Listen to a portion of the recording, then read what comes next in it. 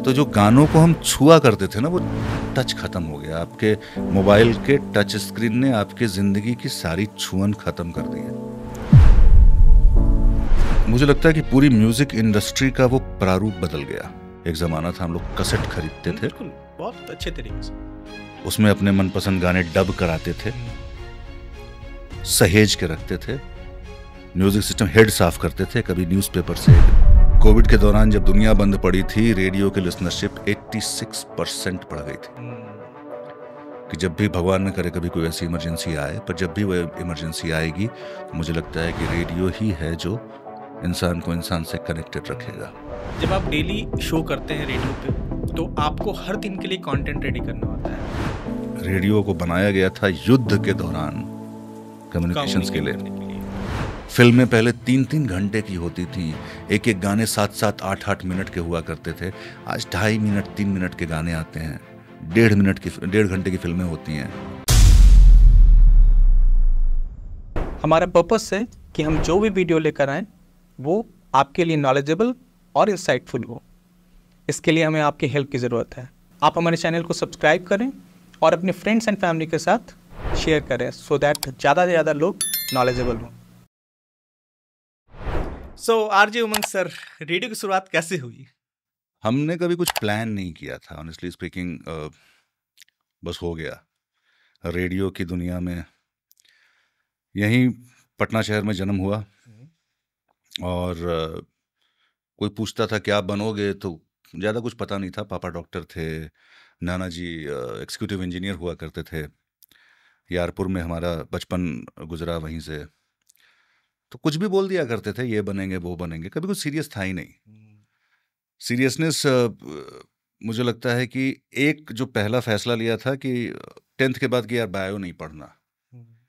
कोई जिंदा कॉकरोच या जिंदा वो छिपकली या मेढक को पकड़ के मार देना, बड़ा वो अजीब लगता था। प्लस में हमेशा, because my father was a very honest man, सरकारी मुलाजिम थे और अपने काम के प्रति बड़े वफादार भी थे, और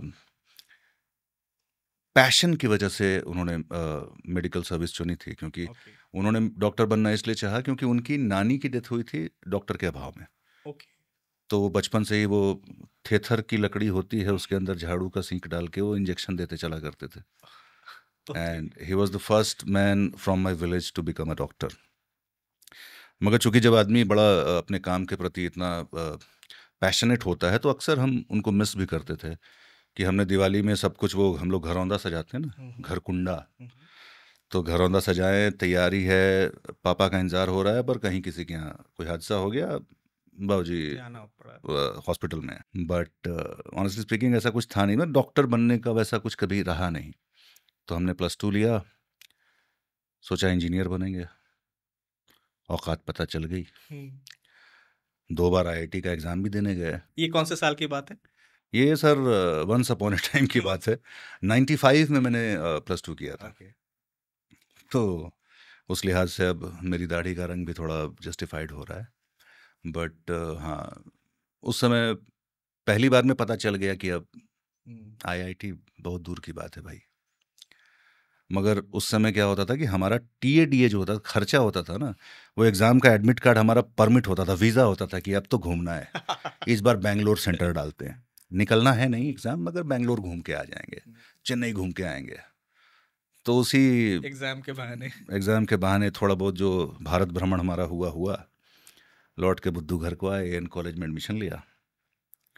और फिर कुछ एक आध हादसे ऐसे हुए कि सेशन वेशन भी लेट हो गया, तो ग्रेजुएट होने में भी टाइम लग गया। उस समय भी तो ये आम बात होता होगा। पहले तो दुनिया सेलरॉन प्रोसेसर जानती थी सर। आज ना 5G पे हम लोग हैं। हर चीज़ स्लो हुआ करती थी, ज़िंदगी बड़े सुकून से चलती थी, सेशन लेट होना आम बात थी। बस ग्रेजुएशन हो गया, उसके बाद मुझे लगता है कि मेरी ज़िंदगी में सबसे बड़ा जो एक मोड़ आया था when I decided to go for MBA। मगर चूंकि बड़ी सारी दिक्कतें थी, +2 में मेरे अच्छे नंबर नहीं थे, प्लस में ग्रेजुएशन में भी फर्स्ट डिवीज़न नहीं ला पाया था। कुछ एक हादसे हुए थे हमारे साथ, हमने थोड़े घंटे, एक आध घंटे हवालात में भी बिताए हैं। तो उसी समय? हाँ, ग्रेजुएशन के फाइनल ईयर के समय हुआ था। ये छोटा सा किस्सा था कि फाइनल ईयर में थे, सब्सी का एक पेपर छूटा हुआ था, तो सब्सिडरी का पेपर छूटा हुआ था, तो हम लोग सब्सी तो बस पास करना है, मैथ्स का एग्ज़ाम था, फाइनल ईयर के एग्ज़ाम के सवाल। तो अपन गए, मैथ्स का एग्ज़ाम पेपर आया, हमने देखा कि अरे चलो ठीक है, अब जाके मूवी देखेंगे। 35 नंबर का बना के मूवी देखना, मैथ्स में तो आपको पता है जो आप बनाए आपको नंबर आएगा। मगर अचानक मजिस्ट्रेट चेकिंग हुई, तो चूंकि मेरी हाइट ऊपर वाले ने दी है कि बंदा बहुत पैसा कमाएगा, मगर ऐसा हुआ नहीं। क्योंकि मैं हमेशा बात करता हूँ, अगर लंबे हो तो बाबू तो बहुत पैसा कमाना, नहीं तो फिर ना छोटी गाड़ी में बैठ पाओगे, फ्लाइट की इकॉनमी सीट में दिक्कत होगी, ट्रेन में अच्छे से सो नहीं पाओगे, आपके चरण हमेशा किसी न किसी सहयात्री के कंधे सहलाते रहेंगे। तो लंबा होना अपने आप में कोई वो बड़ा भया तो का भया जैसे पेड़ खजूर वाली हालत है। जो लोग अपनी लंबाई पर फख्र करते हैं उनको बैठा दीजिए आप इंडियन रेलवे में, चाहे किसी इकॉनमी सीट में, उनको उनकी औकात पता चल जाएगी। So nothing to be proud of. But anyway, तो मैं लंबा था, तो मुझे खिड़की वाली सीट दी गई थी, खिड़की पे जंगले नहीं थे। सब्सी के एग्ज़ाम में मजिस्ट्रेट चेकिंग सोच के थोड़ा सा अजीब लगा, मगर था तो था। तो मेरी कुर्सी पे, वहाँ मेरे डेस्क पे चीट पुर्जों का अंबार लग गया। उसी चक्कर में मेरे को बाहर बुला लिया गया। मैंने बोला कि भाई मैं फाइनल ईयर स्टूडेंट हूँ, सब्सी का पेपर है, आपके सामने लिखने को तैयार हूँ। पर बगल वाली क्लास से एक भाई साहब भागे, और जो मजिस्ट्रेट साहब थे, if I remember his name, some mister S Jha, if I am not wrong, तो उन्होंने उनको धक्का दिया, सीढ़ी से वो गिरे और पूरा अफरा तफरी का माहौल हो गया। फिर हम भी चले गए साथ में, पूरा माहौल ही बदल गया। मैंने चीटिंग नहीं की थी, और वो इन्विजिलेटर जो थे रूम के, वो भी बोल रहे थे कि नहीं, इनको तो हमने बोला था पीछे बैठने के लिए। मगर उस अफरा तफरी के माहौल में मुझे भी कुछ समझ नहीं आया। अचानक पत्रकार नगर थाना में मतलब होश आया कि अरे तो यहाँ पहुँच गए हैं। फिर उस चक्कर में 1 साल मेरा ख़राब हुआ। अगले साल में बैच शिफ्ट हुआ, तो वो ग्रेजुएट होते होते 7 साल निकल गए +2 के बाद। तो ठीक है, उसके बाद MBA के लिए जहाँ जाओ, तो अगर कोई कहता था कि भाई बी ट्रूथफुल, तो बोल देता था कहीं कि हाँ भाई चले गए थे पत्रकार नगर थाना, एग्ज़ाम चीटिंग का आरोप था। मगर फिर वहाँ अच्छे कॉलेज में मिला नहीं, मतलब बड़े कॉलेज, नॉट अच्छे कॉलेज। बट समहाउ पटना में ही एक कॉलेज है, उसका वो GDPI वगैरह के लिए यहीं पर था। तो बलानी साहब आए थे, जो हमारे इंस्टीट्यूट के डायरेक्टर थे। AICMS करके कॉलेज, नया कॉलेज था, उसी में हमने एडमिशन ले लिया। जिस दिन मुंबई पहुंचे, उसी दिन इंडियन आइडल के पहले सीज़न का ऑडिशन भी था। तो कल्याण स्टेशन पे खड़े होकर मैं यही सोच रहा था कि क्या करूं, क्योंकि लोगों को लगता था कि मैं अच्छा गाता हूं। पर 2 तरह के लोग होते हैं, जो गाते हैं और जो गा लेते हैं। तो हम गा लेने वालों में से थे। प्रोफेशनल कभी कोई ट्रेनिंग वैसी हुई नहीं थी। मगर फिर दिमाग ने कहा कि दिल की नहीं सुने, तो हम वहाँ से उल्टा लोनावला की तरफ चले गए। वहाँ MBA की पढ़ाई पूरी की। उसी दौरान मायका जाने का भी अवसर मिला, मुद्रा इंस्टीट्यूट ऑफ कम्युनिकेशंस अहमदाबाद। और बड़े अच्छे अच्छे टीचर्स, अच्छे गुरु मिले, प्रोफेसर अतुल टंडन, राजेश टंडन, अशोक मजुमदार, शाहनवाज बख्श साहब, वंडरफुल ब्रेन्स। और वहाँ से दुनिया बदली। तो ये MBA से मायका में मींस उस MBA का ही एक उसी कॉलेज का ही टूर था जो हम मायका गए थे। मगर वहाँ पर एक अलग दुनिया है। अगर आप कम्युनिकेशन में, मीडिया में आपको करियर बनाना है, तो मेरे हिसाब से आज भी मैं यही कहूँगा कि मायका आप ट्राई करो, आप जाओ। हम तो किस्मत के सहारे पहुँच गए थे। शायद मायका का उस वक्त जो हमारी हालत थी, शायद अगर कंपटीशन देता तो नहीं निकलता, मगर ऊपर वाला मेहरबान था तो पहुँच गया। उनको आपका लंबा कद दिख रहा था। हाँ, भगवान पर यह आरोप अच्छा है, उनको भी कभी कभी कटघरे में खड़ा करना चाहिए। बनाया उन्होंने, भाई जिम्मेदारी उनकी है। बिल्कुल। तो बट वहाँ से जाके जब मीडिया में थोड़ा सा वो इंटरेस्ट आया, और तब लगा कि हाँ ये भी चीज़ है जो की जा सकती है। मगर तब तक रेडियो का ख्याल नहीं आया था। I wanted to be copywriter. मैंने शुरुआत वहीं से की। मैकेनिक्स, एक छोटी सी एजेंसी थी, वहाँ से काम करना शुरू किया। मुंबई में मेरी पहली पगार आई थी 3,648 रुपए की। अब मैं सोचा करता था जब पढ़ाई कर रहा था, यार पापा जितना कमाते हैं ना, उतना तो कम से कम चाहिए स्टार्टिंग सैलरी। बाबूजी को फ़ोन किया, बोला कि 3,648 रुपये आए मुंबई में। पापा भी हंस के बोले कोई बात नहीं, शुरुआत है ना, होगा, कुछ ज़रूरत होगी तो बताइएगा। This was his line. मैंने कहा ठीक है। पर कट गए दिन 3,648 में, एक महीना निकल जाता था। 3,000 हॉस्टल में देता था, नागपाड़ा नेबरहुड हाउस, वहाँ एक वर्किंग हॉस्टल है, उसी में एक कमरे में 4 पाई, 4 लोग अलग अलग जगह के। वो अलग माहौल था, बड़ा मज़ा आया। Dormitory type? डॉर्मेट्री नहीं था, डॉर्मेट्री भी अलग अलग रूम में था, पर हमारे रूम में शायद रूम नंबर 7 था शायद।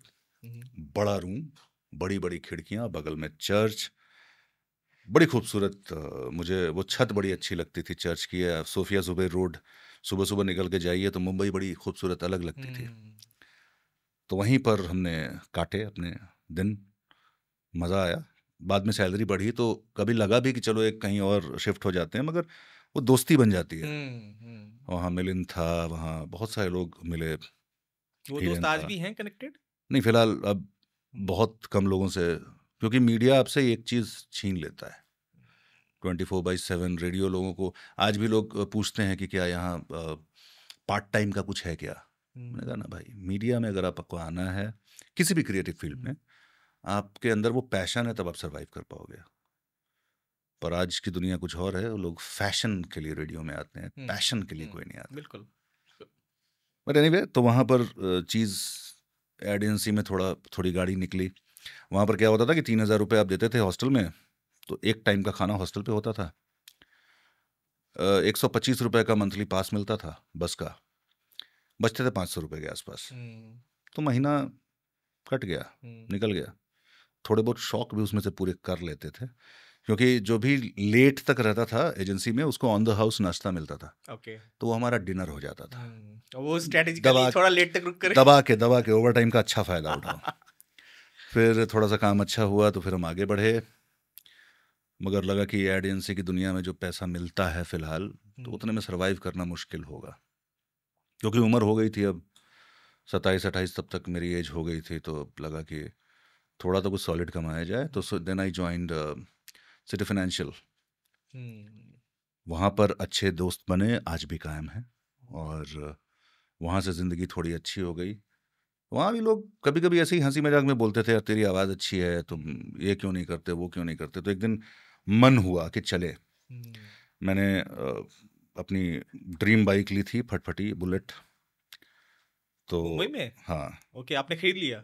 खरीदी थी। अच्छा। और लोग बोलते थे ये ले लो, इसका माइलेज नहीं है वो, मगर मामा के यहाँ जो बाइक, वो एक बार जो बुलेट पर चढ़ जाए वो रौला अलग था। बात शौक की नहीं है, आई जनरली फील के it's a very nice bike, but अभी हम उनका प्रमोशन नहीं करेंगे। मगर हाँ, उस समय वो अलग सीन था, आज तो थोड़ा ज़्यादा हो गया है, बट वो पुराने बुलेट की जो बात, कास्ट आयरन इंजन की जो बात है, वो अलग ही है। तो उसी पर बैठ के अपन चले गए एक बार वहाँ भी ऑल इंडिया रेडियो में कि ऑडिशन दे के आते हैं। हिम्मत नहीं हुई। अच्छा। अंदर से वो कॉन्फिडेंस ही नहीं आया, क्योंकि मैं बेसिकली बड़ा शाई था। जब स्कूल में भी कभी कह दिया जाता था, मैं बहुत अच्छा तो नहीं मगर ठीक ठाक गा लेता हूँ, पर स्कूल डेज में भी अक्सर कोरस में था या कभी कभार आगे आके गाने का मौका मिला, पर मेरी हालत ख़राब हो जाती थी। किसी दिन किसी ने कह दिया कि भाई आज असेंबली में तुम अखबार पढ़ोगे, या जो हम लोग हेडलाइंस पढ़ा करते थे, मेरी बैंड बज जाती थी। वो अंदर से फिर बड़ा शाई था, मैं किसी से आँख मिला के बात नहीं कर पाता था, अलग था मैं। आज तो थोड़ा ढीठ, थोड़ा थेथर हो गया हूँ, पर उस वक्त ऐसा नहीं था। तो वहाँ भी कॉन्फिडेंस नहीं आया, मगर फिर भी लगे रहे, लोगों से बात करते का। एक तो हम जब यूपी बिहार से जाते हैं तो थ्योरेटिकल नॉलेज अंग्रेजी का बड़ा अच्छा होता है हमारा, मगर बोलने में वो कॉन्फिडेंस नहीं आ पाता है। और उसके लिए अपने जो एमबीए में जितने लोगों ने मेरे साथ वो थोड़ी ढिलाई बरती, मुझे वो स्पेस मिला कि आज अंग्रेज़ी भी ठीक ठाक बोल लेता हूँ, हिंदी भी ठीक ठाक बोल लेता हूँ, और कुछ फैमिली की तरफ से पापा was very peculiar about it, कि उच्चारण कैसा हो, भाषा कैसी होनी चाहिए, इन चीज़ों में आप खुश रहिए, आप मॉडर्निटी की तरफ भी जाइए, आप एडवांस चीज़ें सीखिए, पर ज़मीन से जुड़े रहिए। ये बात मैं आज तक इस पर कायम हूँ। तो उस वक्त सब बढ़िया चल रहा था। फिर आया 2008, ग्लोबल रिसेशन। पता नहीं किन्ना स्पिटो ने कैसा बैंक बनाया था। अमेरिका में कुछ ऐसी आंधी चली कि लोगों की नौकरियां जा रही थी। हम जिस कंपनी में थे सिटी ग्रुप, वहां से भी पता चला लोगों को निकाला जा रहा है। तो मेरी उसमें क्या रोल रिस्पॉन्सिबिलिटी थी आपकी? मैं वही लोन्स बेचा करता था लोगों को। मतलब वो कॉपी राइटिंग वाला जॉब कॉपी से राइटिंग बिल्कुल खत्म, अलग। मैं पूरा सेल्स मार्केटिंग में आ गया था। हम ओके। लोग कुछ बीटीएल्स करते थे, दादर स्टेशन पर छतरी लगाई, लोगों को पैम्पलेट बंटवा रहे हैं, डेटा कलेक्ट कर तो रही इट है भाई वाज किसी टोटली को। Marketing. Complete sales and marketing. तो वो अलग दुनिया थी। तो जब लोगों की नौकरियां जाने लगी तो फिर लगा कि यार सोचना पड़ेगा। तो 2007 में मैं यहाँ आया था। उसी दौरान पटना में ये मिर्ची, रेडियो मिर्ची उस वक्त लॉन्च हो रहा था और ऑडिशंस चल रहे थे। मैं गया था उस ऑडिशन में 2007 में और रिजेक्ट हो गया था। अच्छा, ओके। रिजेक्ट हो गया था, मैं चला गया था वापस मुंबई में, अपना काम धंधा शुरू था। तो अ, जब 2008 में नौकरियां जाने लगी, डर लग रहा था कि पता नहीं अपनी रहेगी कि नहीं। अचानक से लैंडलाइन से फ़ोन आता है पटना से। ओके। मेरे को लगा यार लैंडलाइन से उस वक्त फ़ोन आ जाता, डर लगता था कि अरे भैया क्या हो गया। तो फ़ोन लाइन पे पार्थ थे, पार्थ झा उस समय प्रोग्रामिंग हेड हुआ करते थे मिर्ची में। उनकी आवाज़ थी। उन्होंने ऐसे ही पूछा कि भाई क्या अभी भी I you still looking out for a job. मैंने कहा कि हाँ भाई, क्यों नहीं, अभी जब जॉब गई है, दोबारा। जॉब अपॉर्चुनिटी मिल रहा है। तो उन्होंने बुलाया, मैं गया पटना। तो एक राउंड हुआ, 2 राउंड। उस समय बिहार में बाढ़ की स्थिति थी। तो मैंने भी कुछ लिखा था, कुछ इमोशनल टाइप का कुछ लिखने के लिए कहा था, बोलने के लिए कहा था। तो वो जो लिखा था मैंने, शायद वही कुछ काम आ गया। जो बाढ़ पर थोड़ा इमोशनल, वो अभी पूरा मेरे को याद भी नहीं है, बट कुछ ऐसा था कि आसमान के उड़न खटोलों से मुट्ठी भर जिंदगी, जो राहत सामग्रियां फेंकी जाती हैं ना, वो ऐसी ही कुछ लाइन थी।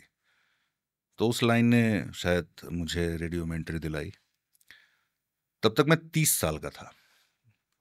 और जहाँ तक मेरी जानकारी है, 30 साल की उम्र में रेडियो जॉकी बनने वाला शायद मैं, मेरी जानकारी में, इकलौता आदमी।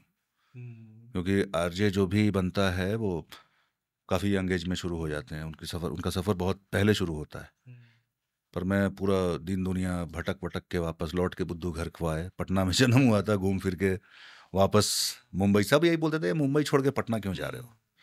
किसको बताएं भैया, नौकरी बचानी है, वो पेट पालना है इसलिए। बट रेडियो की वो दुनिया, जब इतना ये सोशल मीडिया नहीं हुआ करता था, आवाज़ के ज़रिए जो लोगों से जुड़ना, वो कहानियाँ सुनाना, बेसिकली बातें करना, बहुत कुछ सीखा। आज भी सीख रहा हूँ। अब आज के डेट में लाइक थोड़ा सा वो हिरार्की में ऊपर हम आ गए हैं, पर आज तक माइक नहीं छूटा। आज भी मॉर्निंग शो कर रहा हूँ पटना में। क्लस्टर प्रोग्रामिंग हेड है, दो स्टेट्स के, उसका बोझा कंधे पर डाला हुआ है। बट हाँ, अच्छा लगता है, बहुत कुछ सीखा। और वो दौर भी देखा है जो दीवानगी आरजेएस के लिए होती थी इसी शहर में। मतलब हम ऑटोग्राफ दिया करते थे किसी इवेंट से निकलने के बाद। मतलब जो माहौल होता था, आज तक पब्लिक फ़ोटो खिंचाती है, निकल लेती है, किसी ने टैग कर दिया, हो गया। पर वो देखा, वो इकलौती चीज़ थी जो मुझे पसंद नहीं थी। I am a very private kind of person कि अगर मैं सड़क के किनारे कहीं कुछ खा रहा हूँ तो वहाँ भीड़ न लगे। ये वो चीज़ थी जो मुझे नहीं चाहिए थी। ये बहुत मिस भी करता हूँ मैं कि अगर आज आप कहीं किसी कोने पे खड़े होकर चाय पीना चाहते हो तो नहीं होता है वो। कोई ना कोई आ ही जाएगा, उसके बाद आप। पहले तो लोग आरजेस के चेहरे को बहुत हार्डली पहचानते भी थे, क्योंकि उनका पब्लिक इंटरेक्शन बहुत कम हुआ करता था। हाँ, बस किसी इवेंट में चले गए तो वहाँ और जो क्राउड सामने है, उन्होंने देखा कि ओके, ही इज आरजे उमंग। हाँ, तो रेडियो इसलिए बड़ा एक जादुई मीडियम है, क्योंकि और कोई मीडियम आपको इतनी आज़ादी नहीं देता जितना रेडियो देता है। क्योंकि अगर आप अखबार पढ़ते हो तो उसके साथ आप कुछ और नहीं कर सकते, आप फंस गए उस अखबार के साथ। अगर आप टीवी देख रहे हो तो आप टीवी देख रहे हो, उसके साथ कुछ नहीं कर सकते हो। दूसरे से बात करोगे, उधर आवाज़ नहीं आ रही है, या कुछ लोग बोलेंगे खाना खाते टीवी देख लेते हैं। नहीं, आपको सुनने के लिए चबाना बंद करना पड़ेगा। मगर रेडियो एक ऐसी चीज़ है ना जिसको हम कहते हैं कि ये आपकी ज़िंदगी का बैकग्राउंड स्कोर है। आप गप मारते रहो, आप सब्जी बनाते रहो, आप क्रिकेट खेलते रहो, रेडियो अपना काम कर रहा है। और उस वक्त पटना में चूंकि वो पहला रेडियो स्टेशन था, और जितना प्यार मिला है, क्या मतलब फिल्म स्टारों वाली फीलिंग आया करती थी कि लोग बाग पीछा कर रहे हैं। मेरी गाड़ी का टेल लैंप टूट गया था, इतने लोग पीछा कर रहे थे। हमने क्रिकेट लीग में भी हज़ारों की भीड़ देखी है। आप पिच पे खड़े हैं और लोग आ रहे हैं, वो उतना प्यार कभी कभी डरावना हो जाता है। बहुत डर भी लगता था, और ऐसे कई वाक़यात भी हुए हैं। कुछ लोग आपको स्टॉक करने लगते हैं, आपकी निजी ज़िंदगी में आने लगते हैं, खून से पेपर वो चिट्ठी लिखना, मैं इसके बारे में ब्लेड पूछने वाला काट था देना। कि वो क्या था? अरे बाबा, वो क्या था मुझे भी नहीं पता, पर ये बड़ा बहुत डरावना होता है। बिकॉज हम जो रेडियो की दुनिया के लोग हैं, जिनका काम आपको एंटरटेन करना है, हमें अपने आप को बैलेंस रखना बड़ा ज़रूरी होता है। मेरा काम आपको हंसाना है। अगर मेरी ज़िंदगी में भसड़ मची हुई है तो शायद मैं वो नहीं कर पाऊंगा, मगर वो एक काम करना पड़ता है। ऑफ कोर्स रेडियो पर आपको ओरिजिनल रहना है, आप फेक नहीं बन सकते। कुछ लोग हैं जो नॉर्मली आपसे ऐसे बात करेंगे, पर अचानक से बात करेंगे तो उनकी आवाज़ बदल जाएगी। ये भी नहीं है। कुछ लोगों का ये मानना है कि अरे आपकी आवाज़ बड़ी अच्छी है इसलिए आप रेडियो पर हो। नहीं, आवाज़ तो थाल है, थाली कोई नहीं खाता। उस थाली में क्या परोसा जा रहा है वो मैटर करता है। कंटेंट और कम्युनिकेशन, कंटेंट है, कनेक्ट है कंटेंट से ज़्यादा। क्या आप अपने शहर को पहचानते हैं? क्या आप यहाँ के त्योहारों से खुद को कनेक्ट कर पाते हैं, यहाँ के ट्रेडिशन से कनेक्ट कर पाते हैं? और यही रीज़न है कि बहुत ज़्यादा चैनल स्टेशन जो हैं वो लोकल आरजेस को ज़्यादा हायर करते हैं। हाँ, करना चाहिए। आज ये नहीं हो रहा है। ओके। क्योंकि आज अलग बहुत सारी अपनी बाध्यताएं भी हैं। अब जैसे पटना की बात कर लें तो बहुत लोग यहाँ रहना नहीं चाहते, निकल जाते हैं। मगर ये शुरुआत में बहुत इस तरह के प्रिंसिपल्स का फॉलो लोग किया करते थे, आज भी कर रहे हैं, जो जिनको इस मीडियम की समझ है। मगर हाँ, वो दौर अलग था। आज जितने आरजेज आए हैं थर्ड फेज़ वाले, उन्होंने वो नहीं देखा है जो हमने देखा है। वो दीवानगी नहीं देखी है। लोग पैसे खर्च करके मैसेजेस किया करते थे। ये व्हाट्सएप कहाँ थे उस वक्त? उस वक्त हमें एक नंबर मिला करता था, वो पेड नंबर होता था, 4 रुपये 5 रुपये खर्च हुआ करते थे, उस पर मैसेजेस आते थे। इनफैक्ट मुझे याद है कि रेडियो स्टेशंस के एड्रेस पे लेटर्स आया करते थे, पार्टिकुलरली आरजे के नाम से एकदम, और वो फैन के लेटर हुआ करते थे। आपके बर्थडे पे मतलब केक की दुकान खुल जाती थी। वो गजब दुनिया थी, क्योंकि उनके पास कम्युनिकेशन के लिए कोई दूसरा जरिया था ही नहीं। वो रेडियो स्टेशंस के थ्रू ही जानते थे कि नहीं। हाँ, देखिए, आरजे आपका एक दोस्त होता है। जब हम रेडियो पर बात कर रहे होते हैं तो हम बड़ा 1 to 1 वो इंटरेक्शन होता है। हालांकि आरजे स्टूडियो में अकेले ही बात कर रहा है, पर हर कोई अपने आप से पर्सनल कनेक्ट बना लेता है। एग्जैक्टली उस आपको अगर आप मोबाइल पे सुन रहे हैं तो हम आपके सर में बैठे हुए हैं, तो वो एक, और हम उन मुद्दों पर बात कर रहे हैं जो आपके मुद्दे हैं, जो आप फेस कर रहे हैं। अगर आप होली की खुशियां मना रहे हैं तो हम उसके बारे में बात कर रहे हैं, आपके साथ खुशियां शेयर कर रहे हैं। गांधी मैदान में भगदड़ हुई थी, इतने लोगों की डेथ हुई थी, तो हम आपके उस दर्द के साथ हैं। स्टूडेंट्स की फ्रस्ट्रेशन है, महंगाई का मुद्दा है, जो भी शहर में आप ट्रैफिक जाम से परेशान हैं, हम उसमें आपके साथ हैं। तो अगर हम आपके दर्द में आपके साथ हैं तो वो कनेक्ट बनता है। इसलिए आरजेज और बाकी न्यूज़ एंकर्स में वो एक दीवार रह जाती है। आज के डेट में तो खैर न्यूज़ चैनल तो अलग ही हो गए हैं, उन पर मैं कमेंट नहीं करूँगा। मगर अगर आप किसी के दर्द की बात करें, अगर आप उसके बुरे वक्त में उसके साथ हैं, वो दोस्ती बड़ी गहरी होती है। और मुझे लगता है कि हर एक मीडिया हाउस को यही करना चाहिए। हर एक, चाहे वो न्यूज़ एंकर हों, चाहे आप किसी भी तरीके से मीडिया में जुड़े हों। आज तो सोशल मीडिया है। आप अगर उन मुद्दों की बात करें जो कनेक्टिंग हैं, जिसके बारे में बात, जो जनता का दर्द है, अगर आप वो दर्द बांटोगे, कहते हैं ना दर्द बांटने से कम होता है, तब आपकी वो इज्जत आएगी, आपसे वो दोस्ती, आपकी वो फॉलोइंग बढ़ेगी। हमने रेडियो पर वही सीखा, वही किया।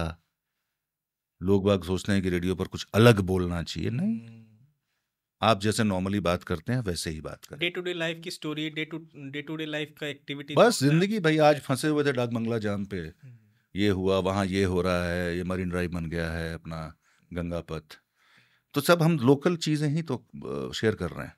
दो लोग मिलके क्या बात करेंगे भाई, जिंदगी में क्या चल रहा है, उसी पर गपशप यही करते हैं हम रेडियो पे। थोड़ा सा ह्यूमर होता है, कभी किसी को जोक सुना दे, किसी को हंसा दिया। कभी वो दौर भी आया कि रुला दिया तो नहीं कहूँगा, मगर सोचने पे मजबूर कर दिया। आई स्टिल रिमेंबर जब निर्भया हैपेंड, वो गुस्सा था लोगों में, और वो गुस्सा रेडियो पर रिफ्लेक्ट करता था।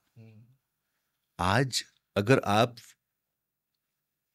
इस मीडियम में आना चाहते हैं, अगर आपको कहानियां पता हैं, और अगर आप कहानी सही फीलिंग्स के साथ, इमोशंस के साथ अगर आप पहुंचा देते हैं, तो आपसे बढ़िया कोई आरजे नहीं हो सकता।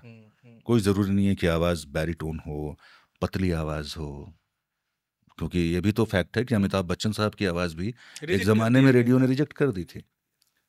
तो आवाज़ बस एक थाल है, उसमें क्या परोसा जा रहा है उसी का कमाल है, और कुछ नहीं। थोड़ा सा पहले जाते हैं, जब आप रेडियो मिर्ची में आपकी जर्नी स्टार्ट हुई, आपने बताया कैसे क्या हुआ उस वक्त, लेकिन क्या उसके बाद वहाँ ट्रेनिंग हुई आपकी, और तब आपको आपका पहला एक्सपीरियंस जब पहली बार आप ऑन एयर आए तो क्या था?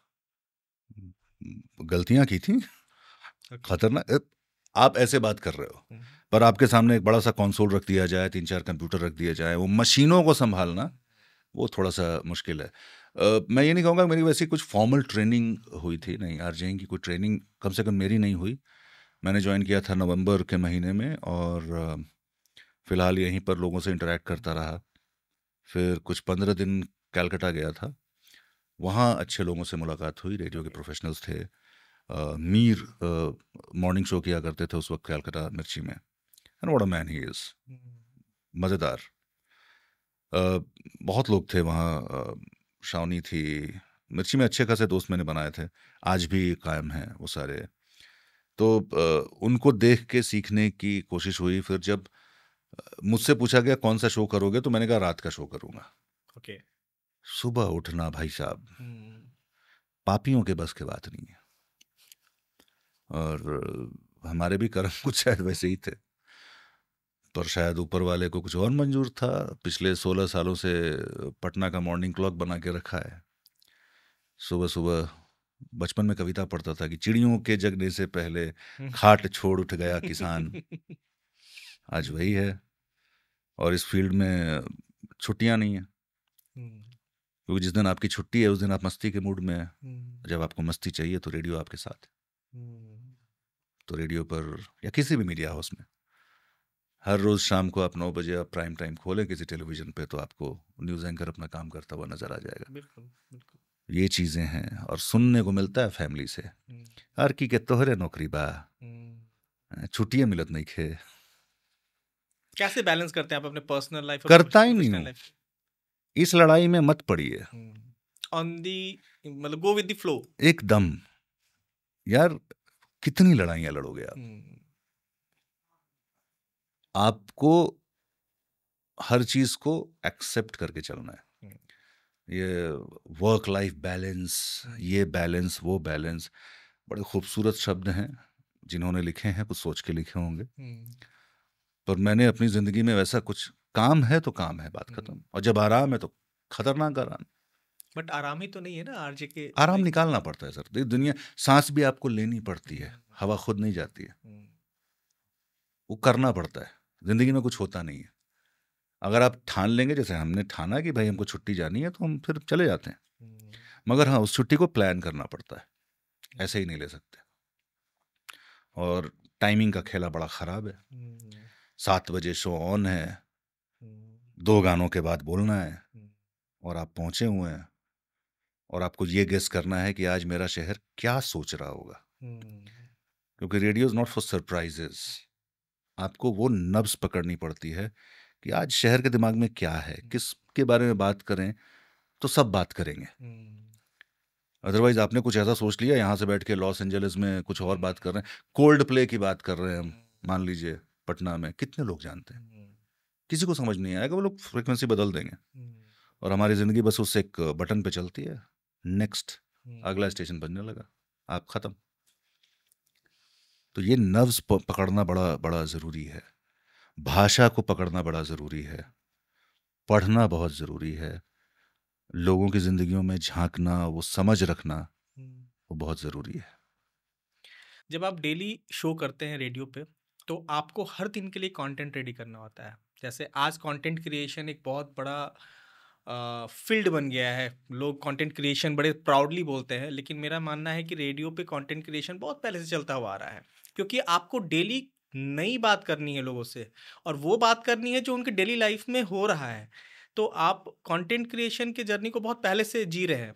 कैसे मैनेज करते थे कि आज मुझे ये करना है, आज मुझे ये, इस बात को, मीन्स कंटेंट रिसर्च भी करते होंगे बेसिकली? सर मैंने कहीं पढ़ा था, शायद it was Harsha Bhogle talking about Tendulkar और Virat Kohli for that matter, हर दिन खास है। तो हमारा भी कुछ वैसा ही है, हर कहानी खास है।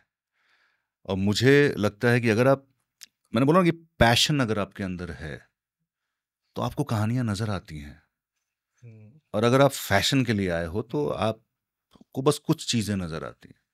मैं आज भी सड़क पे गुजरता हूँ तो मुझे कहानियां दिखती हैं। आज हर जगह वो टुक टुक ई रिक्शा चल रहा है, आप सोच के देखिए कि आज वो साइकिल रिक्शा वाले, उनकी ज़िंदगी में क्या चल रहा है। पटना स्टेशन पे टमटम पड़ा हुआ करता था, वो टमटम वाले क्या कर रहे हैं। बहुत सारी बातें, मतलब हजारों कहानियां हैं।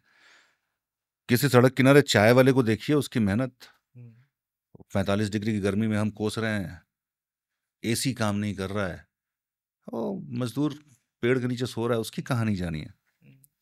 हम सोचते हैं यार पेट्रोल के दाम बढ़ गए हैं, उस पर हम हंगामा कर रहे हैं, उसके बारे में सोचिए जिसके घर में नमक नहीं है।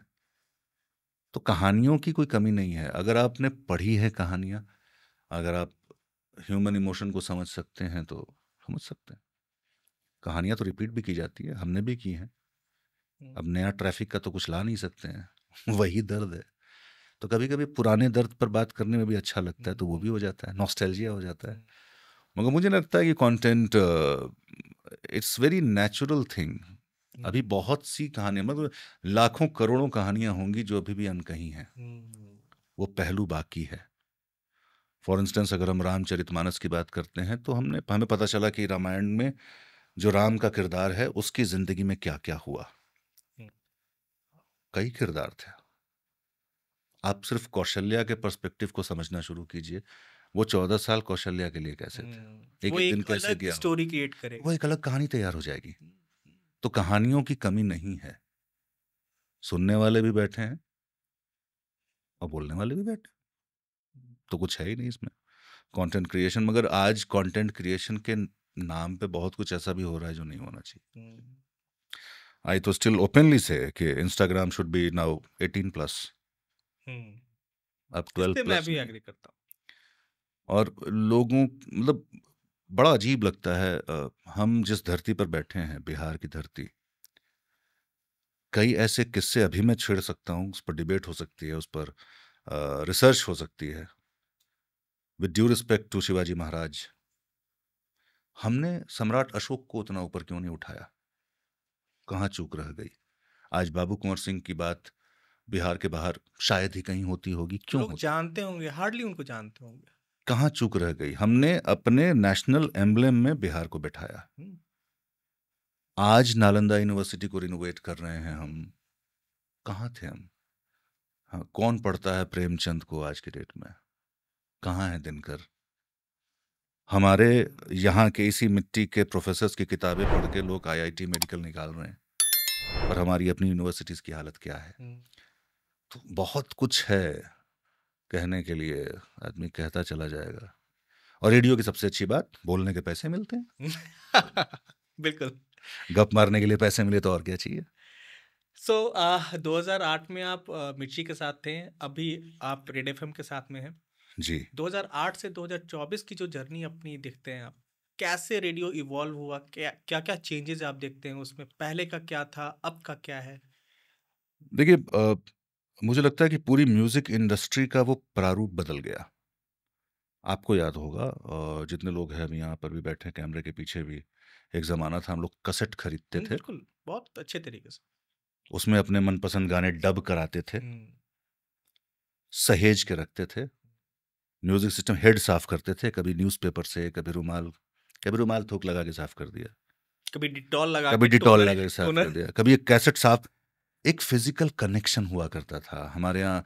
मामा के घर में एलपी रिकॉर्ड था, वो रिकॉर्ड निकालना सलीके से, फूक के साफ करना, ध्यान से पोंछना, उस पर रखना, वो कांटा ऐसे उठा, वो म्यूजिक का इन्वॉल्वमेंट था। अब नहीं है। आपके पास एक मोबाइल फोन है, सब उसी में है। तो जो गानों को हम छुआ करते थे ना, वो टच खत्म हो गया। आपके मोबाइल के टच स्क्रीन ने आपके जिंदगी की सारी छुअन खत्म कर दी है। ये टेक्नोलॉजी दो धारी तलवार है ना, सामने भी काट रही है, आपको भी काट रही है। अभी दर्द का पता नहीं चलता। मैं भी रांची में था, अभी बात हो रही थी हमारी, इंटरनेट 2 दिन के लिए बंद हुआ, जी। समझ में आ गया कि भैया इंटरनेट खत्म तो हम क्या हैं। दुनिया खत्म, आप कुछ नहीं कर और सकते। ये इतना बड़ा जोक था इंसानों पर, किसी ने समझा नहीं कि हमने फोन को स्मार्ट कहना शुरू कर दिया। इंसान स्मार्ट अब कहाँ नजर आते हैं? मोबाइल फोन स्मार्ट है, आपका टेलीविजन, आपका फ्रिज स्मार्ट है, आप डम्ब होते चले जा रहे हो। हमारी और आपकी स्मार्टनेस चली गई, खत्म हो गई है हमारी स्मार्टनेस। तो रेडियो का जो दौर था, मुझे लगता है कि कुछ लोग ये जरूर दावा करते हैं कि रेडियो इज डाइंग, अब खत्म हो रहा है क्रेज, मगर नहीं। रेडियो की शुरुआत सूचनाओं से हुई थी। रेडियो को बनाया गया था युद्ध के दौरान, कम्युनिकेशंस के कम्युनिकेट लिए। करने के लिए। और आज भी, कोविड के दौरान हमने ये बात महसूस की थी। कोविड के दौरान जब दुनिया बंद पड़ी थी, रेडियो की लिसनरशिप 86% बढ़ गई थी। कि जब भी भगवान न करे कभी कोई ऐसी इमरजेंसी आए, पर जब भी वह इमरजेंसी आएगी, तो मुझे लगता है कि रेडियो ही है जो इंसान को इंसान से कनेक्टेड रखेगा। ऑफ कोर्स इंटरनेट के आ जाने से बहुत सारी चीज़ें आ रही हैं और इंसान विजुअली अपीलिंग चीज़ें चाहता है। मगर आप देखिए, एक ज़माना था कि वीजेज का दौर हुआ करता था। आज उन वीडियो जॉकीज की हालत क्या है, कोई नहीं जान रहा है। फिल्में पहले 3-3 घंटे की होती थी, एक एक गाने 7-7, 8-8 मिनट के हुआ करते थे। आज 2.5 मिनट, 3 मिनट के गाने आते हैं, 1.5 घंटे की फिल्में होती हैं। इस बात की तो शिकायत मुझे भी है। तो आप सिनेमा एंजॉय ही नहीं कर पाते हैं। आप मैं 1.5 वही बोल घंटे, रहा हूँ ना कि अब लोगों, मतलब वो सिर्फ 1.5 घंटे 3 घंटे की सिनेमा नहीं हुआ करती थी, वो 3 घंटे आप अपनों के साथ बिताते थे। एग्जैक्टली इंसान जब सिनेमा हॉल में सिनेमा देखता था तो खुद को हीरो की तरह रखता था। बिल्कुल। आपके अंदर वो 3 घंटे आपने दुनिया की सारी लड़ाइयों से अपने आप को अलग कर दिया। आप एक अलग दुनिया में होते थे और वो आपको एक नई उम्मीद दिया करती थी। उसी उम्मीद ने हमें आज, मुझे लगता है, सदी का सबसे बड़ा सितारा हमारा दिया, Amitabh Bachchan, the angry young man, जो एक आम इंसान के गुस्से को, सलीम जावेद साहब की जब एंट्री हुई थी और जिस तरीके से वो पूरा माहौल बदला, आज भी वो जारी है। सिनेमा फिर भी अपने आप को किसी तरीके से अलग अलग चैलेंजेस के साथ, पर रेडियो के साथ म्यूजिक चाहिए आपको तो बहुत सारे एप्लीकेशंस आ गए हैं। पर जो आरजे आपका दोस्त बन गया है ना, अभी उन एप्स पे नहीं गया है। वो म्यूजिक एप्स आपके दर्द की, आपके प्रॉब्लम्स की बात नहीं करेगा। वो म्यूजिक ऐप आपको आपका सलूशन नहीं देगा। वो आपके गुस्से को उभारने का कोई प्लेटफॉर्म नहीं देगा। जब हम आज कहते हैं कि हमें कॉल कीजिए 71 80 935 पर, लोग अपना गुस्सा उड़ेलने आते हैं। और रेडियो की महत्ता इसलिए भी बनती है कि वो कनेक्ट कायम रहता है। आपका अपना ओपिनियन आप दुनिया को अगर सुनाना चाहते हो तो radio is the platform. Of course podcast is the new thing, मगर पॉडकास्ट में भी वही है ना कि आप किस शहर में कौन आपको कब कंज्यूम कर रहा है। इंटरनेट का कोई दायरा तो है नहीं। हम आज यहाँ पटना में बैठ करके रिकॉर्ड कर रहे हैं, हम दीघा, कंकड़बाग, दानापुर की बात करेंगे, यहाँ के लोग कनेक्ट करेंगे, मगर इसकी रीच तो दुनिया में कहीं भी है। अब यूएस में कोई ये लिंक क्लिक करेगा तो उसको कितना समझ में आएगा। बिल्कुल। तो वो जो कनेक्ट है, लोकल कनेक्ट, और वो जो एक एक बॉन्डिंग है, मुझे लगता है रेडियो की रहेगी। चैलेंजेस आज के डेट में आ रहे हैं, महंगे मोबाइल सेट से रेडियो अब गायब हो गया था, पर सरकार ने उसके लिए भी ये दिया है उनको निर्देश कि नहीं, हर रेडियो सेट हर मोबाइल फ़ोन में होना चाहिए, जो मुझे लगता है कि 1-1.5 साल में अब आपको आपके इस किडनी वाले फ़ोन में भी आ जाएगा, जिसको ख़रीदने के लिए लोग किडनियाँ बेचते हैं। बट ये सब नहीं करें तो अच्छा है। लोग दिखावे की दुनिया में बहुत गजब है, और मैं अपने आप को थोड़ा सा मैंने अलग रखा है कि अपन हैं जैसे तो हैं यार। रेडियो की खूबसूरती एक और बहुत अच्छी है कि जब कोई एक ही कंटेंट 4 डिफरेंट लोग अगर सुन रहे हैं तो 4 डिफरेंट पिक्चर अपने अपने हिसाब से बनाते हैं। मीन्स मुझे याद है कि जब हम कॉलेज लाइफ में थे तो जब प्रोजेक्ट कर रहे होते थे तो रेडियो चल रहा होता था और हम प्रोजेक्ट कर रहे होते थे। जब उसमें लव स्टोरी डिपिक्ट कर रहा है आरजे, तो हम अपनी लव स्टोरी को इमेजिन करते थे। और अगर कोई पड़ोस वाला चाय वाला है, अगर उसी आरजे को वो भी सुन रहा है तो वो अपने लव स्टोरी को इमेजिन करता है। यही तो मैं बोल रहा हूँ कि जिंदगी, रेडियो आपकी जिंदगी का बैकग्राउंड स्कोर है। जितनी जिंदगियां सुन रही हैं उन सबके लिहाज से वो पर्सनल जो टच है ना, बिल्कुल वो बाकी चीजों में नहीं है। और कहीं ना कहीं मैं दोष देना चाहूंगा जो आजकल के गाने बन रहे हैं। आज भी आप घर पे बैठ के अंताक्षरी खेलो तो शायद 90s तक के गाने आप गाएंगे। एक्चुअली पुराने गाने को ही हम लोग नए गाने आप नहीं गाएंगे। आजकल वायरल सॉन्ग्स का चलन है, मगर वायरल सॉन्ग का मतलब ये नहीं कि वो एक अच्छा गाना है। With due respect to all those who are making music, music industry में अच्छे अच्छे लोग भी हैं। हमारे अपने बिहार की धरती से राजशेखर साहब का नाम मैं लेना चाहूँगा। क्या कलम की वो ताकत कहूँ या वो खूबसूरती या नज़ाकत कहूँ कि वो गानों में आ रही है। लोग हैं जो अच्छा काम कर रहे हैं, मगर मेजॉरिटी जो आ रहा है रेडियो पर, उन गानों की शेल्फ लाइफ नहीं है। तो ये मिठाई की दुकान वाली हालत है कि हमने दुकान खोल के रखी है, पर अगर मिठाई में दम नहीं होगा तो फिर कितनी बार आप मिठाई आएंगे दुकानदार से दोस्ती करने। तो कहीं ना कहीं it's a collective responsibility of the entertainment industry. फिल्में अच्छी बने, गाने अच्छे हों, कहानियां अच्छी हों। एक ज़माने में लोग डायलॉग्स के कैसेट खरीदा करते थे, अब कहाँ बन रही हैं वो फिल्में। तो ये सिर्फ रेडियो नहीं डूब रहा है यार, मैं तो ये मानता भी नहीं। जो अगर लोग कहते हैं कि डूब रहा है, क्योंकि मुझे तो अभी तक ऐसा फील नहीं हुआ। कंपटीशन जरूर बढ़ा है, टाइम टू टाइम वो अपने आप को इवॉल्व करेगा। हाँ। चेंज होगा, फॉर्मेट चेंज हो सकता है, लेकिन कभी डाई नहीं होगा। हम जैसे कोविड के टाइम अगर आप गाड़ी पे या कहीं आप सुन रहे हैं तो जहां हमारी फ्रिक्वेंसी लिखी आती है वहां पर बकायदा संदेशे आते थे, स्टे सेफ, मास्क लगाइए। तो रेडियो ने अपने आप को वहाँ तक अपग्रेड किया है। अब हम भी, अपना एक वेबसाइट है, हमारा अपना मोबाइल एप्लीकेशन है, तो हम ज़माने के साथ चल रहे हैं। पर मैं अभी भी ये नहीं मानता कि कोई कहीं जाने वाला है। जैसे डिजिटल मीडिया का जब युग आया तो लोगों का कहना था कि न्यूज़पेपर ख़त्म हो जाएगा। न्यूज़पेपर ख़त्म नहीं हुआ और न्यूज़पेपर ख़त्म होगा भी नहीं, जहाँ तक मेरा मानना है, क्योंकि उस मीडिया का एक अपना रोल है, एक अपना इम्पोर्टेंस है। सर वही मैं बोल रहा हूँ ना, अखबार आपके हर सेंस को छू जाता है। आप अखबार छूते हैं, आप देखते हैं, जो अखबार आप खोलते हैं तो उसकी एक अपनी आवाज़ होती है और उसकी खुशबू होती है। जब तक डिजिटल मीडिया वो खुशबू तक ना पहुंच जाए तब तक मोबाइल ऐप पे आपने न्यूज़ खोला और आपको उसका पेपर की खुशबू आनी चाहिए ना। अखबार की खुशबू होती है। तो सैडली आज अखबार भी थोड़ा वो अखबार नहीं रहा। कहीं ना कहीं देखिए, हम समाज का ही एक आईना है। कोई भी मीडिया हो या कोई भी एंटरटेनमेंट का प्लेटफॉर्म हो, अगर समाज में बदलाव आएगा तो थोड़ा बहुत बदलाव ज़रूर आएगा, और टिकेगा वही जो अपने एसेंस को, अपनी खूबसूरती को, अपनी भावनाओं को। अगर आप मशीन बन गए तो आप फिर तो इंसान ही नहीं रहे ना। मगर जब तक इंसान है जो फील कर सकता है, जब तक दर्द जिंदा है, तब तक हम हैं जिंदा, कोई नहीं रोक सकता है। आपका अभी तक जो शो हुआ है वो मॉर्निंग 7 o'clock वाला ही हुआ है? नहीं, मैंने रात से शुरुआत की थी। शुरुआत रात से की थी? और फिर बाद में 7 बजे वो 11 बजे रात से शो आया करता था। ओके।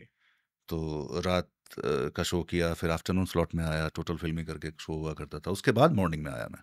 तो मॉर्निंग लेकिन आप बहुत दिनों से कर रहे हाँ, हैं। मॉर्निंग काफ़ी दिनों से कर रहे हैं, क्योंकि रेडियो पे मॉर्निंग शो को प्राइम टाइम कहा जाता है, ड्राइव टाइम कहा जाता है बेसिकली, मॉर्निंग और इवनिंग को। जैसे न्यूज़ चैनल के प्राइम टाइम का मतलब है, टेलीविज़न का प्राइम टाइम रात के 8 से 9 बजे वाला जो स्लॉट है, पर रेडियो का प्राइम टाइम मॉर्निंग होता है, ब्रेकफास्ट जो शो है, क्योंकि दिन की शुरुआत हो रही होती है, लोग ऑफिस जा रहे होते हैं, तो आज वो पूरा समराइज करना और एक मूड बिल्ड करना वो रेडियो का काम होता था। मेरा उसी पे सवाल था कि 7 बजे सुबह आप जब कुछ बोल रहे होते हैं, वो आप मूड क्रिएट कर रहे होते हैं लिसनर्स के ये में, रिफ्लेक्ट कर रहे होते हैं, क्रिएट नहीं। Reflect मूड ऑलरेडी पब्लिक का है, हम एसेस करते हैं कि आज जनता क्या सोच रही है, उसका मूड कैसा है। अगर आज यहाँ पर कोई हादसा हुआ है और मैं सुबह सुबह कॉमेडी करूँ, कोई नहीं सुनेगा, गालियाँ खाऊंगा मैं।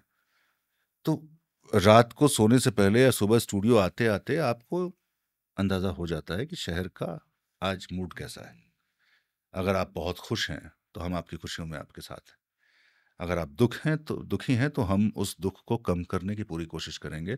अगर आपके अंदर कोई सवाल है तो उस सवाल को हम आवाज़ देंगे और कोशिश करेंगे कि उसका जवाब मिले।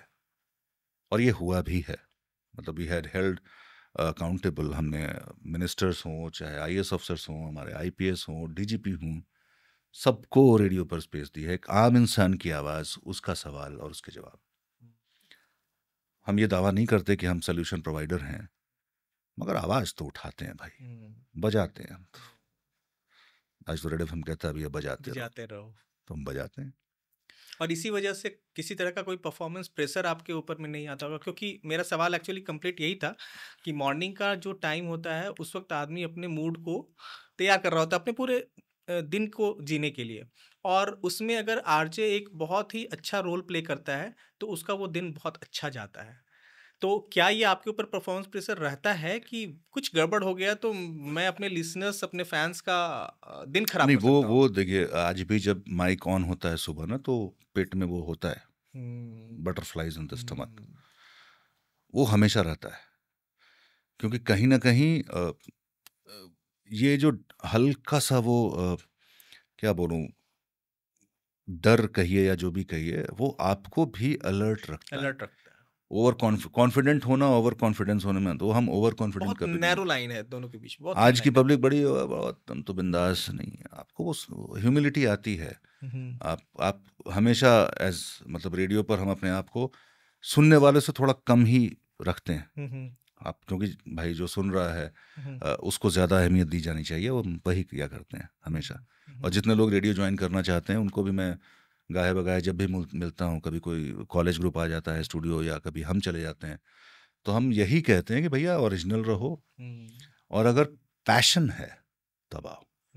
फैशन आज चाहिए कि भाई हम आरजे बन गए, हमारे इतने मिलियन फॉलोअर्स हो जाएं, हमारा इतने लोग सेल्फी खिंचाए, ये वायरल हो जाएं, ये सब चीज़ें साइड इफ़ेक्ट्स हैं। आप किसी भी दवा के साइड इफ़ेक्ट को प्रोग्राम नहीं करते। आप रेडियो इसलिए आ रहे हैं क्योंकि आपको रेडियो से मोहब्बत है, आपको गानों से मोहब्बत है, आपको लोगों के दर्द की समझ है, आपको उनसे कनेक्ट करना, उनसे बात करना पसंद आता है, आप फील कर सकते हैं। पर अगर आप ये इसलिए आप रेडियो पर आ रहे हैं कि आप रील कर सकते हैं, आप रील बना सकते हैं, मिलियन व्यूज़ हो सकते हैं, वो साइड इफ़ेक्ट है। आपका फेम, आपकी पहचान, वो आप अपने कर्म के प्रति सच्चे रहेंगे तो वो चीज़ें बाय डिफ़ॉल्ट आपको मिलेंगी।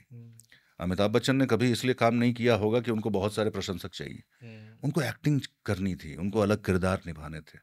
आप अपने उस काम में रहिए, बाकी चीज़ें आपको आराम से मिलेंगी। पर आज लोग एक तो थोड़े से बेसब्र भी हो गए हैं, वो फास्ट फूड और 20 सेकंड के रील का ज़माना आ गया आजकल। किसी के पास वो फुर्सत ही नहीं है कि 3 घंटे या मोटी किताब कोई पढ़ पाए।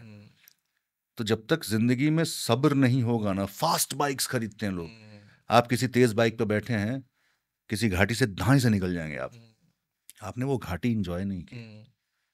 पर आप एक बढ़िया स्लो क्रूजर में बैठते हैं, जैसे हमारी वाली फटफटी है, 40-50 की स्पीड है, आप दुनिया देखते, खूबसूरती निहारते चले जाते हो। बिरयानी बनने में टाइम लगता है, 2 मिनट के नूडल में वो न पौष्टिकता मिलेगी न वो मज़ा आएगा। पर वो शिद्दत होती है ना, हम लोग पार्टी में लिट्टी हम लोग जैसे बनाते हैं, तो आटा सानने से, सत्तू बनाने से लेके वो पूरा जो माहौल क्रिएट होता है, इसीलिए लिट्टी में वो बात है, जितना टाइम लगेगा उतना अच्छा होगा। धीमे धीमे वो आग पे पकता रहेगा, और जितना अच्छा, जितने धीमे से वो पकेगा उतना अच्छा वो निकलेगा। एग्जैक्टली, क्योंकि मैं भी एक दफा जब रेडियो पर रिजेक्ट हुआ तो शायद मैं तैयार नहीं था। मुझे जितना वक्त देना चाहिए था अपने आप को, वो वक्त मैंने नहीं दिया था शायद, और जब वो वक्त आया तो मैं आया। तो उस वक्त वो आपका पैशन नहीं, वो आपका नेसेसिटी था, नहीं, पहले तो पता ही नहीं था ऑनेस्टली स्पीकिंग रेडियो है क्या। पटना में हम लोग रहते थे, पटना में कहाँ FM रेडियो तो था नहीं। मिर्ची वॉज द फर्स्ट चैनल। कभी कभी बिना का गीत मेला में ये आकाशवाणी है, अब आप फलाने फलाने की आवाज में ये गाना सुनिए, सुनना चाहते थे, यही रेडियो हमें पता था। कभी कभी पापा से या घर के बड़े बुजुर्गों से, अमीन सयानी साहब की बात सुना करते थे कि कैसे वो कनेक्ट करते थे, पर उसका एक्सपीरियंस नहीं था। तो वो दौर जब मैं रेडियो में रिजेक्ट हुआ था तो शायद मैं रेडियो के लिए तैयार नहीं था। मैंने कुछ और सोचा था। जब तक समझ आई, जब मुंबई में था वहाँ अलग अलग आरजेस को सुना तो समझ में आया कि अच्छा ये करना है। तो फिर आ गए, पकड़ ली फिर नब्ज ही तो पकड़ना है। और जैसे आपका फैशन है ना, सेम है। कपड़े ने सिर्फ नहीं बनाने हैं, उस कपड़ों में अगर आपने, किसी फैशन डिजाइनर ने वो अपने इमोशंस रख दिए, एक संदेश रख दिया, आपकी फेस्टिविटी को उस कपड़े में उकेर दिया, तो बस आपका वो कहता ना, शान बढ़ जाती है उसी कपड़े से। इसीलिए हम लोग जब भी कोई कलेक्शन बनाते थे, जब भी कोई डिजाइन कर रहे होते थे, हम स्टोरी बिल्ड करते थे। एग्जैक्टली। क्योंकि सामने जो दिख रहा है वो तो अच्छा है ही, लेकिन उसके पीछे की कहानी क्या है वो ज्यादा इंपॉर्टेंट होता था, और वो लोग ज्यादा चाव से सुनते थे कि okay this is the story behind this particular dress. Exactly, ये होना भी चाहिए। तो आवाज की दुनिया में भी हम यही कहानी फॉलो करें, एक कुछ तो एक प्रोग्रेशन होना चाहिए। अगर 1 घंटे में कोई आरजे 4 बार आ रहा है तो एक ही बात 4 बार रिपीट नहीं करेगा। वो एक कहानी होगी जो एक सस्पेंस फिल्म की तरह, कि भाई यहाँ से शुरू हुई और यहाँ 9 बजे कहानी हमने शुरू की, 10:30 बजे वो खत्म कर रहे हैं। वो कहानी 4 प्लॉट में कहा गया है, पूरा एक एक करके वो पूरा वो, हाँ, उसमें भी किरदार हैं। तो वो पूरा, it's all about story telling. Any art form is nothing but story telling. बिल्कुल। अगर आपको कहानी कहने आती है, अगर आपको किरदारों की समझ है, तो आपसे बढ़िया कोई नहीं है। और इसीलिए हमारे यहाँ बिहार में, यूपी में भाषा को लेके बड़ा मुझे लगता है काम करने की ज़रूरत है, क्योंकि हमारी बड़ी अच्छी विरासत रही है। आप कोई भी भाषा हमारी उठा लीजिए, हर भाषा में उनका अपना साहित्य है जिस पर ध्यान देना चाहिए, जिसके बारे में बात होनी चाहिए। मैथिली हो, मगही हो, भोजपुरी हो, अंगिका, बज्जिका, सारी भाषाएं बड़ी खूबसूरत हैं, पर उस पर भी काम करने की ज़रूरत है। पर हम जब हिंदी बोलने आते हैं तो हमारा वो टच नहीं छूटता। हिंदी एक अलग भाषा है, शायद हम पर थोपी हुई है, मगर है। और किसी भी भाषा का मैं बड़ा सम्मान करता हूँ। तो हिंदी हो, अंग्रेजी हो, जिसकी भाषा है उसी हिसाब से बोली जानी चाहिए। ये बात मैं हमेशा कहता हूँ। भाषा पर समझ, व्याकरण का अच्छा ज्ञान, या शब्दों का सही उच्चारण करना, ये बड़ा ज़रूरी है, और इस पर आपको काम करना होगा। आप जितना पढ़ेंगे, आप जितना जानेंगे, आपको भी मज़ा आएगा, और ये होना भी चाहिए, और हम कर सकते हैं। अरे सबसे ज़्यादा IIT IAS निकालने वाले लोग बिहार से हैं। पॉलिटिक्स, तो भाई यहाँ पर क्यों पिछड़ना? तो बोलिए, दिल से बोलिए। और मैं भी कोशिश करूँगा कि भाई इससे पहले कि रेडियो छोड़ूं, क्योंकि अब हो गया काफ़ी लंबा। 14 साल में राम जी का वनवास ख़त्म हो गया था, मेरा 16वां चल रहा है। तो मुझे नहीं पता कि कब तक हूँ रेडियो में, पर उससे पहले मैं चाहता हूँ कि ये जो कला है, मैं थोड़ा बांटूं लोगों में थोड़ा। अगर मैं ये नहीं कहता कि भाई मैं बहुत बढ़िया शिक्षक हूँ यार, I want to share what I have learn. वो शेयर करना चाहता हूँ लोगों से। हो सकता है कोई मुझसे बेटर, और आई एम श्योर कि बहुत सारे ऐसे लोग हैं जो शायद मुझसे बेटर बन के आगे निकलें इस फील्ड में।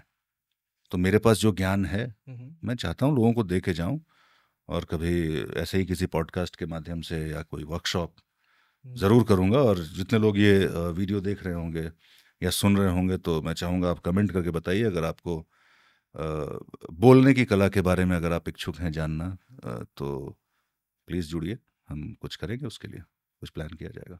बिल्कुल। और ये हम सभी से रिक्वेस्ट भी करते हैं कि जिन जिनको इंटरेस्ट है वो कमेंट करें नीचे और वो अपना सवाल पूछें। जहाँ ज़रूरत हो पाएगा, जितना हो पाएगा उतना हम लोग हेल्प करेंगे। एक सवाल लोकल लैंग्वेजेस को लेकर के आया। मेरा नेक्स्ट क्वेश्चन वही था कि भोजपुरी को बहुत अलग तरीके से इंटरप्रेट कर रहा है एक पार्टिकुलर सेगमेंट। एग्जैक्टली। क्या रेडियो ऐसा नहीं कर सकता है कि जो हमारी भाषाएं हैं बिहार के, खासकर भोजपुरी, मगही, अंगिका, तो क्या ये हम प्रमोट नहीं कर सकते हैं रेडियो के थ्रू? या देखिए, हम करते भी रहे हैं रेडियो पर, हमने ये किया भी है, मगर ये समझना पड़ेगा कि इट्स बेसिकली बिजनेस। और अगर आप एक पर्टिकुलर लैंग्वेज में सिमट के रह जाते हैं तो हमें नहीं पता कि वो कितना वायबल है। एज अ CSR आप कर सकते हैं, अगर आप सेवा देने के, या कहते हैं ना कि भाई अगर दान के रूप में करना है वो आप कीजिए, लोग कर भी रहे हैं, मगर उसको सस्टेन करना, उसके लिए ज़रूरत तो होती है भाई। तो अगर मान लीजिए कि मॉर्निंग टू इवनिंग अगर शो है, उसमें क्या एक शो हम लोग लोकल लैंग्वेज को नहीं दे सकते हैं? हर जगह होता है। बिहार के साथ दिक्कत क्या है कि अगर हम भोजपुरी बोलेंगे तो मैथिली वाले भी तो हैं, मगही वाले भी है, अंगिका भी है, बज्जिका भी है, आप किस पर फोकस करेंगे? और एक आरजे सारे लैंग्वेजेस को बोल नहीं सकते। नहीं बोल सकता है। तो इसलिए आप एक ऐसा फॉर्मेट अरे मेरा खुद सीन है कि मम्मी मगही से, पिताजी भोजपुरी से, तो मेरी लैंग्वेज तो मिक्सचर है। मेरा थोड़ा उल्टा है, मम्मी भोजपुर से हैं और पापा मगह से हैं, तो इसलिए हाँ, और इसकी यही वजह है कि ना हम ठीक से हिंदी बोल पाते हैं, ना ठीक से भोजपुरी बोल पाते हैं, एग्जैक्टली, ना ठीक से मगही बोल पाते हैं। तो इसलिए मेरे को लगता है कि ये चीज़ें, वो इतनी, ये जिम्मेदारी हम सबको लेनी चाहिए अपने अपने घरों से। आपकी जो भाषा, आप घर में अपनी भाषा बात करो ना, आप वो साहित्य पढ़ो ना, अपने घर में कम से कम हम प्राउडली ये काम करें। और रही बात भोजपुरी के रूप में जो अश्लीलता परोसी जा रही है, इट्स रियली सैडनिंग। क्योंकि आप बाकी कोई भी देख लीजिए भाषा, साउथ देखिए, अपनी भाषा के दम पे, अपने सिनेमा के दम पे, अपने गानों के दम पे वो कहाँ पहुंच गए। वो प्राउड करते हैं, प्राउड है, हम भी प्राउड करना चाहते हैं, मगर अब कारण नहीं बचा है प्राउड करने का। नहीं, उसमें अब प्रॉब्लम, उसके पीछे बड़ा एक बहुत बड़ा तथ्य भी है कि बिहार में पलायन की प्रॉब्लम है, और जो ये कंज्यूम कर रहे हैं इस तरह का कंटेंट, हकीकत ये है कि ये वो क्लास है जो अपने अपने घरों से दूर, अपने प्यार करने वालों से दूर कहीं बैठा है, और इस अश्लील कंटेंट में उसको वो अपना थोड़ा सा मोमेंट मिल जाता है। आप नहीं सुन रहे हैं, वो हम नहीं सुन रहे हैं, ये एक शायद ज़रूरत हो, बिकॉज आई स्टिल फील कि हाँ, हमारे बहुत सारे सेंसेस हैं जिनको सेटिस्फाई करना ज़रूरी होता है, तो उसकी वो वजह हो सकती है। मगर मैं ये नहीं मानता कि बिना उसके काम नहीं चलेगा। ज़रूर इस पर काम किया जाना चाहिए, और जिम्मेदारी से किया जाना चाहिए। एक स्ट्रॉन्ग सेंसर बोर्ड होना चाहिए हमारी भाषाओं की फिल्मों के लिए, और नॉन नेगोशिएटिंग होना चाहिए।